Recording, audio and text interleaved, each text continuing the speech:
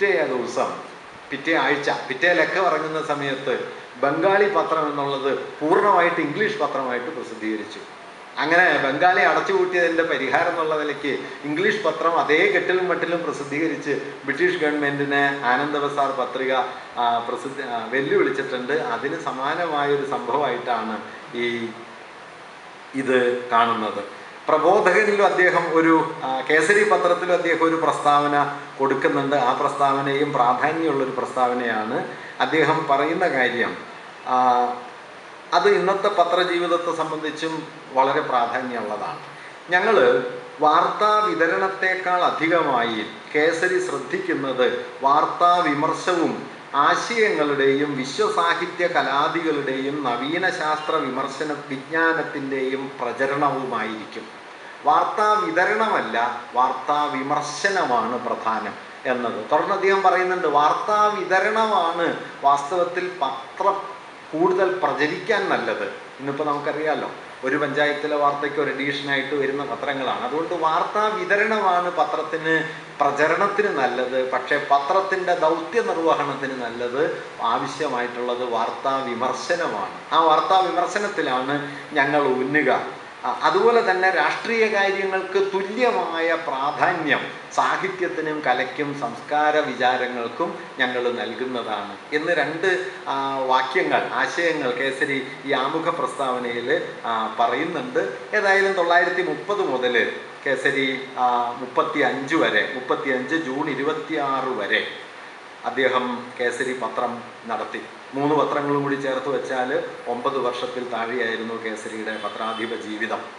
1935 കേസരിയുടെ പത്രത്തെ മെരുക്കാനായിട്ട് sir CP Ramaswamy Iyer പുതിയൊരു നിയമം കൊണ്ടുവന്നു. അതെന്താണെന്ന് വെച്ച് കഴിഞ്ഞാൽ, സ്വന്തമായി വാങ്ങിയതല്ലാത്ത മറ്റുള്ളവരിൽ നിന്ന് വില കൊടുത്ത് വാങ്ങിയ ലൈസൻസിൽ പത്രം നടത്തുന്നവർ 1000 രൂപ കെട്ടിവെച്ച് പുതുതായി ലൈസൻസ് എടുക്കണം എന്നതായിരുന്നു അപ്പോഴത്തെ നിയമം. ആ ലൈസൻസ് നഷ്ടപ്പെട്ടാൽ പിന്നീട് ഒരിക്കൽ എടുക്കണമെങ്കിൽ 2500 രൂപ കെട്ടിവെക്കണം. അപ്പോഴേക്കും കേസരി പത്രം വലിയ നഷ്ടത്തിലേക്ക് പോയി കഴിഞ്ഞിരുന്നു. അതിനൊരു കാരണമുണ്ട് കേട്ടോ, അത് ഞാൻ പിന്നീട് പറയാം. അതിൻ്റെ പ്രധാന കാരണം എന്താണെന്ന് വെച്ചാൽ, വിശദാംശങ്ങൾ, പ്രധാന കാരണം എന്താണെന്ന് വെച്ച് കഴിഞ്ഞാൽ, ഉത്തരവാദ ഭരണത്തെ തിരുവിതാംകൂറിൽ പിന്തുണച്ച ഒരേ ഒരു രാഷ്ട്രീയ പത്രം കേസരിയാണ്. ബാക്കി പത്രങ്ങളൊക്കെ പൊതുവെ മൗനം പാലിക്കുകയോ സൗമ്യമായിട്ട് നിൽക്കുകയാണ് ചെയ്തത്. കേസരി നിർബാധം അതിനെ പിന്തുണച്ചു.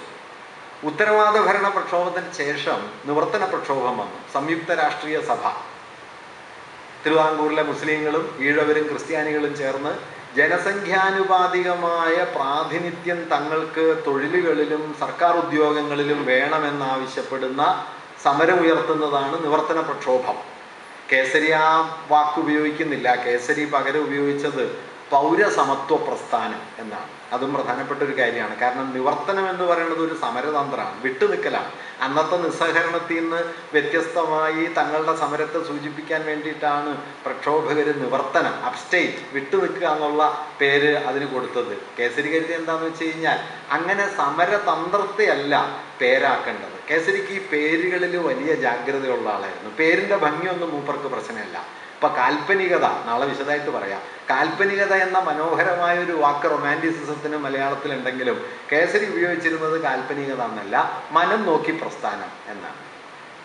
അത് കേസരിയുടെ ഒരു പ്രത്യേക രീതി. അതിന് കാരണമൊക്കെ ഉണ്ട്, അതിൻ്റെ വിശദാംശം നാളെ പറയാം.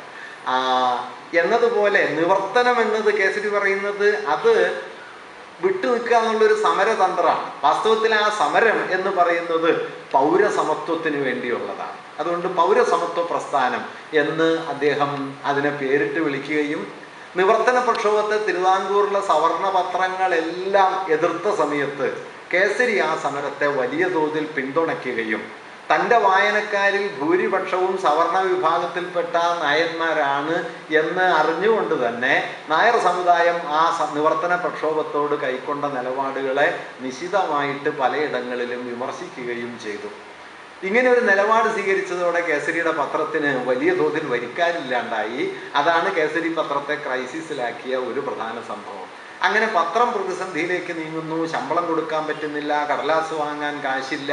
ഇതിനിടയിൽ ഗവൺമെൻറ് 1000 രൂപ നികുതി ചുമത്തുന്നു.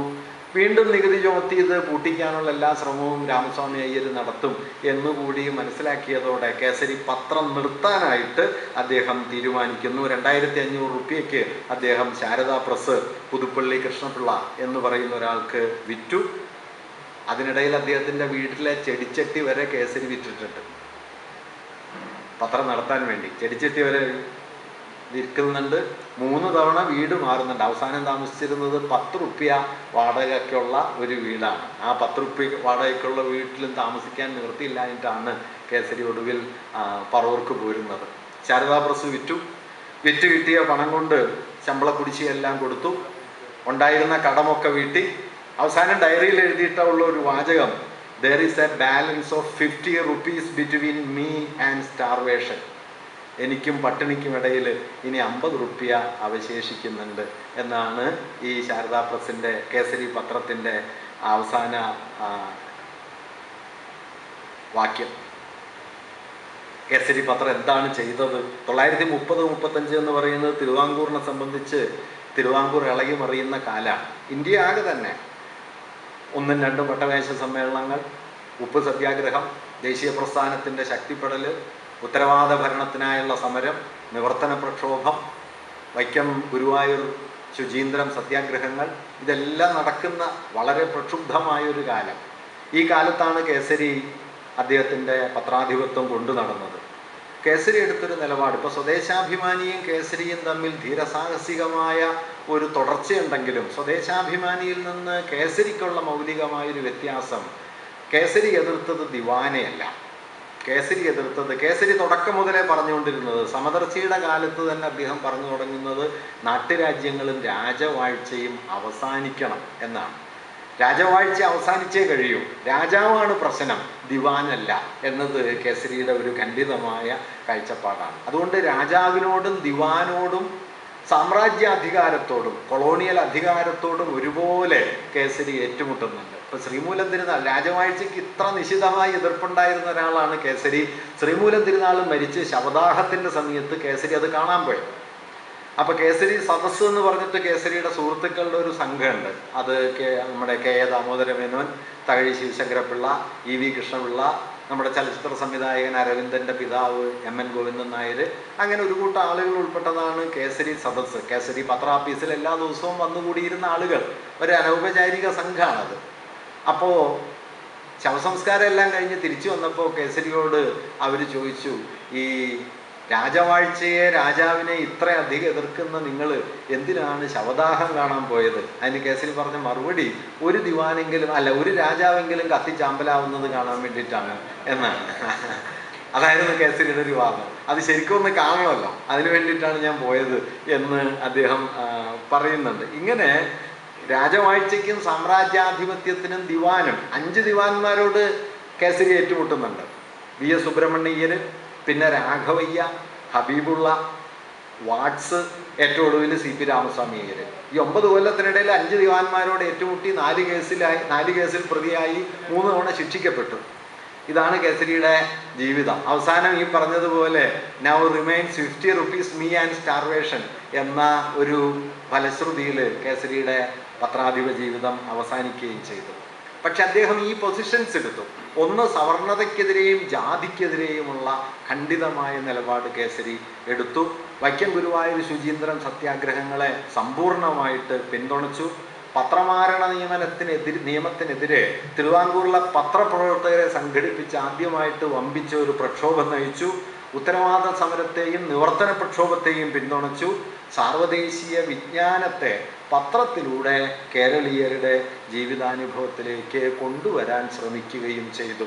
ഇങ്ങനെ പത്രത്തെ ആക്ടിവിസത്തിൻ്റെ ഒരു സമരത്തിൻ്റെ മുഖമാക്കി മാറ്റുകയും തൻ്റെ കാലത്തെ രാഷ്ട്രീയ സമരങ്ങളെ പൂർണ്ണമായി പ്രകാശിപ്പിക്കുന്ന ഒരിടമായിട്ട് പത്രത്തെ മാറ്റുകയും ചെയ്ത ഒരാളായിരുന്നു കേസരി. ഒപ്പം തന്നെ അക്കാലത്ത് അദ്ദേഹം കുറച്ചൊക്കെ രാഷ്ട്രീയ പ്രവർത്തനത്തിലും പങ്കുചേരുന്നുണ്ട്. 1929 ഡിസംബർ 17 തിരുവാങ്കൂറിൽ ചേരുന്ന തിരുവാങ്കൂർ യൂത്ത് ലീഗിൻ്റെ സമ്മേളനം, പൊന്നറ ശ്രീധറും NC ശേഖറും ഒക്കെയുള്ള, പിന്നീട് ഇതാണ് കമ്മ്യൂണിസ്റ്റ് ലീഗായി തീരുന്നത്. ആ കമ്മ്യൂണിസ്റ്റ് ലീഗാണ് അനൗപചാരികമായിട്ടെങ്കിലും കേരളത്തിലെ കമ്മ്യൂണിസ്റ്റ് പാർട്ടിയുടെ ആദ്യത്തെ ഒരു സംവിധാനം എന്ന് പലരും കരുതുന്നത്. ആ കമ്മ്യൂണിസ്റ്റ് ലീഗിൻ്റെ പൂർവ്വരൂപം എന്ന് വിളിക്കാവുന്ന തിരുവിതാംകൂർ യൂത്ത് ലീഗ് സമ്മേളനത്തിൽ അധ്യക്ഷനായി പ്രവർത്തിച്ചിരിക്കുന്നത് കേസരിയാണ്. ഭഗത് സിംഗിനെ തൂക്കിക്കൊന്ന സമയത്ത്